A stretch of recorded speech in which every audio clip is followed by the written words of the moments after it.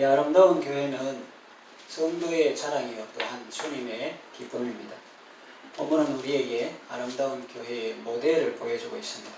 데살로니가 교회인데 이 교회는 전도자의 기쁨이 되는 교회였고 또 기도할 때마다 하나님께 감사가 되는 교회였습니다. 6절에 보면 주님과 전도자를 본받은 교회였습니다. 또 8절에 보면 좋은 소문이 난 교회였습니다. 그리고 7절에 보면 모든 믿는 사람들의 본이 되는 그런 교회였습니다. 무엇이 이 교회를 이토록 아름답게 하였을까요? 아름다운 교회에는 무엇이 있습니까? 첫째는 믿음의 역사입니다. 하나님께서 귀하게 여기시는 것은 믿음입니다. 우리는 믿음으로 구원을 받습니다. 또 믿음으로 세상을 이깁니다. 또 믿음으로 천국에 갑니다. 그런데 여러분, 믿음이라고 해서 다 같은 것이 아닙니다. 산 믿음이 있고 죽은 믿음이 있습니다. 역사하는 믿음이 있고 아무 일도 일어나지 않는 믿음도 있습니다. 여기서 역사라는 것은 히스토리를 말하는 게 아니고 워킹을 말합니다. 일하는 걸 말해요. 데살로니가 교회에는 믿음이 있었습니다. 그 믿음은 산 믿음이었고 또 역사하는 믿음이었습니다. 다시 말하면 데살로니가 교회의 믿음은 교인들의 삶 속에서 큰 일을 하는 것으로 나타났습니다. 자, 그러면 믿음은 그 교인들의 삶에 실제적으로 어떤 영향을 미쳤습니까? 확실히 눈에 띄는 것은 데살로니가 교회 성도들은 우상을 버리고 하나님께로 돌아왔습니다. 그 믿음이 그렇게 일했어요. 사시고 참되신 하나님을 섬겼습니다. 그래서 하나님을 향하는 믿음의 소문이 각처에 퍼졌습니다. 우리도 옛날에 그랬습니다. 평양에, 지금은 북한의 수도이지만 옛날에는 평양에 주의 장이 안 선다 할 정도로 많은 사람들이 전도를 받아 예수 믿고 동방의 예루살렘이라 할 지경이었는데 그때 술집에 그런 방이 붙었습니다. 나 어제 예수 믿었어. 그래서 오늘부터 이 술집 문 닫소. 그렇게 사고쳐놨습니다. 그게 바로 믿음의 역사다 하는 것입니다. 이 데살로니가 교회 사람들도 우상을 버리고 사시고 참되신 하나님께로 돌아왔으니 그 믿음이 보통 믿음이 아니죠. 왜냐하면 오늘날 직분자라고 하면서 안수집사 이런 분들도 그 술도 못 끊고 우상도 이렇게 섬기고 하는 그런 사람이 있는 거 보면 그거는 무슨 믿음이고 형식적인 믿음, 가짜 믿음, 죽은 믿음. 그런데 이 사람들은 역사하는 믿음, 워킹하는, 일하는 그런 믿음이었다 하는 것이죠. 그래서 우리 교회에도 이런 믿음의 역사가 많이 일어나기를 바랍니다. 여러분의 삶 속에서 일어나기를 바랍니다.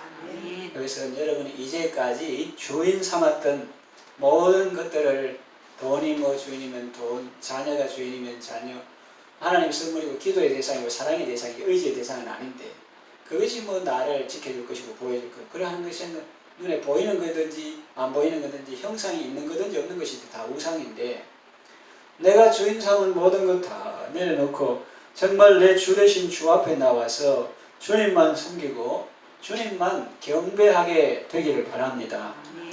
술을 끊고 담배를 끊게 되기를 바랍니다. 아마 여기 계신 분은 다 이미 안 하고 계신 것 같은데 또 이 개인뿐만 아니라 여러분의 가정에도 믿음의 역사가 일어나기를 바랍니다. 가정에서도 우상을 버리고 조상 제사를 빙자한 귀신 섬기는 것도 버리고 어버이 살아계신지 섬기기를 다하고 살아계실 때 최선을 다하고 부모를 공경함으로 하나님을 사랑하고 그러나 우상은 버리고 사시고 참되신 하나님만 섬기게 되기를 바랍니다. 또 여러분의 일터에서도 믿음의 역사가 일어나기를 바랍니다. 그냥 내 개인 가정 이것도 좋지만 일터에서 믿음의 역사가 일어나면 대단하죠. 부당 이득이나 불로소득을 탐하지 않고 땀 흘려 일하고 사람들을 섬기며 사회에 봉사하는 그런 가게가 되고 그런 직장이 되고 그런 사업장이 되기를 바랍니다. 믿음의 역사가 가득한 아름다운 교회가 되기를 바랍니다. 두 번째, 아름다운 교회에는 사랑의 수고가 있습니다. 하나님께서 귀하게 여기시는 것은 사랑입니다. 사랑은 온전하게 매는 띠와 같습니다. 사랑은 율법의 완성입니다. 그런데 여러분, 사랑이라고 해서 다 같은 것이 아니죠. 거기에는 참 사랑이 있고 또 거짓 사랑이 있습니다. 또 살리는 사랑도 있고 죽이는 사랑도 있습니다. 또 말로만 하는 사랑이 있고 삶으로 실천하는 사랑도 있습니다. 데살로니가 교회에는 사랑이 있었습니다. 그 사랑은 참 사랑이었고 또 살리는 사랑이었고 삶으로 실천하는 사랑이었습니다. 이 데살로니가 교회의 성도들은 병자, 아픈 사람 있죠? 그런 사람들을 도와주었습니다. 굶주린 자를 도와주고 먹여주고 그렇게 했습니다. 또 모진 박해에도 불구하고 복음을 전파하는 일에 열정적으로 헌신했습니다. 이것은 다 복음을 위한 수고들이죠. 우리 교회가 바로 이런 사랑의 수고가 있는 교회가 되기를 바랍니다. 사람이 친구를 위하여 목숨을 버리면 이에서 더 큰 사랑이 없다고 예수님이 말씀하셨죠. 예수님은 나를 구하기 위해서 사랑으로 섬겨주시고 목숨을 버리기까지 하셨습니다. 이 예수님의 사랑으로 서로 사랑하고 또 이웃을 사랑하며 섬기는 아름다운 우리 교회가 되기를 바랍니다. 전도 대상자의 구원을 위해서 기도하고 남의 구하든지 나누든지 새벽이나 심야나 하나님 앞에서 그 영혼을 위해서 기도하고 또 언제나 사랑으로 잘 섬기는 것은 사랑의 수고입니다. 그리고 새가족들, 교회 처음 나온 사람들 그런 분들하고 다가가서 대화하고 그들에게 교회 생활을 잘 소개하고 말씀으로 잘 양육하는 것도 큰 사랑의 수고입니다. 이런 사랑의 수고로 인해서 하나님은 기뻐하시고 교회는 세워져 나가는 것입니다. 예수님을 사랑하기 때문에 자원하는 마음으로 수고하는 사랑이 아름답습니다. 사랑의 수고가 가득한 아름다운 교회가 되기를 바랍니다. 세 번째는 소망의 인내가 있습니다. 사람이 이 세상을 살아가면서 중요한 것 중에 하나는 소망입니다. 우리는 소망이 있기 때문에 오늘을 살아가고 소망이 있기 때문에 미래를 기대합니다. 이 힘들고 팍팍한 세상에 소망이 없다면 어떻게 살아가겠습니까? 그런데 여러분, 소망이라고 해서 다 같은 소망이 아닙니다. 산 소망이 있고 죽은 소망이 있습니다. 참 소망이 있고 헛된 소망이 있습니다. 데살로니가 교회는 소망이 있었습니다. 그 소망은 산 소망이었고 참된 소망이었습니다. 데살로니가 성도들이 예수를 믿을 때 늘 좋은 일만 있는 것은 아니었습니다. 이것은 여러분이 경험하는 바와 같습니다. 그들은 이웃에게 따돌림당하고 핍박까지 받았습니다. 얼마나 힘이 들었겠습니까? 그러나 데살로니가 교인들은 그 모든 어려움과 불편도 핍박도 기쁨으로 감수했습니다. 왜냐하면 주님을 향한 소망이 있었기 때문입니다. 그들은 예수님의 하늘로부터 강림하심을 기다렸습니다. 그리스도께서 재림하실 궁극적인 승리의 날을 바라보았습니다. 그렇게 그들은 유대인의 핍박을 이기고 동족들의 오해도 감수하였던 것입니다. 이 데살로니가 사람 유대인들이 아니죠. 그런데 초기 기독교, 베드로, 바울이, 스데반 집사라든지 초기 기독교를 누가 박해했습니까? 유대인들이 초기 기독교를 박해했죠. 그런데 데살로니가 사람들 2배입니다. 2배. 왜냐하면 유대인들에게 핍박을 받을 뿐만 아니라 저 동네 사람한테도 또 핍박을 받았고, 왜 다른 나라 종교를 믿냐 이런 식으로 오늘 본문에 나오는 것 같이 유대인의 핍박도 있고 또 동족들의 오해도 있었지만은 소망 때문에 그런 것을 다 감수했던 것입니다. 이처럼 아름다운 교회는 주님을 향한 소망이 있습니다. 그 소망은 힘들고 어려울 일도 기쁨으로 감당하게 합니다.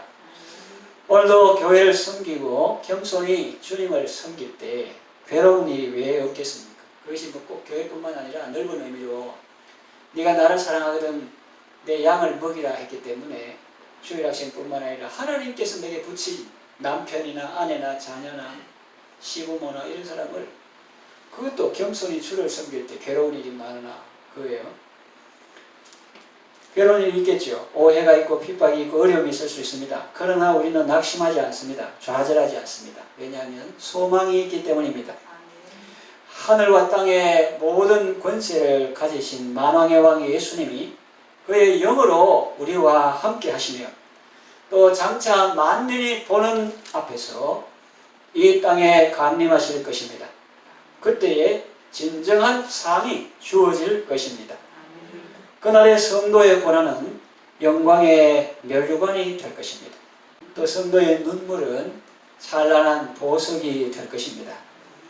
주께서 성도들에게 이 땅에서의 모든 슬픔과 수고를 잊어버리고도 남음이 있는 큰 기쁨을 주실 것입니다. 그것은 요셉의 경우도 그의 인생의 충격 트라우마인데 세상에 시상에 뭐 다른 누구도 아니고 협박범도 아니고 형님들이 어떻게 동생을 충격할 수 있고 안 되면 또 돈 받고 할 수가 있나 이런데 하나님 은혜와 사랑이 너무 크니까 하나님께서 내 아버지 집 일과 가나안에서의 모든 일을 잊어버리게 하였다 해가지고 이름을 므낫세로 짓고 그뿐이 아니라 또 하나님께서 애굽에서 크게 창성을 했거든요. 그러니까 에프라임이라고 짓고 그랬습니다. 우리 찬송가에도 그런 게 있죠. 주가 맡긴 모든 역사에 힘을 다해 마치고 밟고 밟은 그가 짐을 당할 때 요단강을 건너가서 주의 손을 붙잡고 기쁨으로 주의 얼굴을 배우리 영원하게 시온 성문 들어가서 다닐 때 흰옷 입고 황금길을 다니며 금금은금 맞추어서 샘을 부를 때 세상 고생 모두 잊어버리리. 전에 찬송가사는 세상 고생 꿈에 본 듯 잊으리. 세상에서는 저게 꿈 같고 여가 현실이고 팍팍하고 고달프고 그런데 천국에서 볼 때는 이 꿈에 본 듯 잊는다. 영광스러운 소망으로 인내하고 승리하는 여러분 다 되시기를 바랍니다. 아멘. 이제 오늘 말씀을 정리하고 요약합니다. 창원 새로운 교회는 믿음의 역사가 있는 교회, 사랑의 수고가 있는 교회, 소망의 인내가 있는 아름다운 교회가 되기를 원합니다. 아멘. 그리고 교회뿐만 아니라 여러분 각자가 모두 삶 속에서 믿음의 역사가 있고 또 사랑의 수고가 있고 소망의 인내가 그 삶 속에 녹아있는 아름다운 성도가 되시기를 바랍니다. 아멘. 예수님의 향기를 날리며 하나님께 영광을 돌리며 주님 앞에 설 때 잘했다 칭찬받는 성도 다 되시기를 바랍니다. 아멘.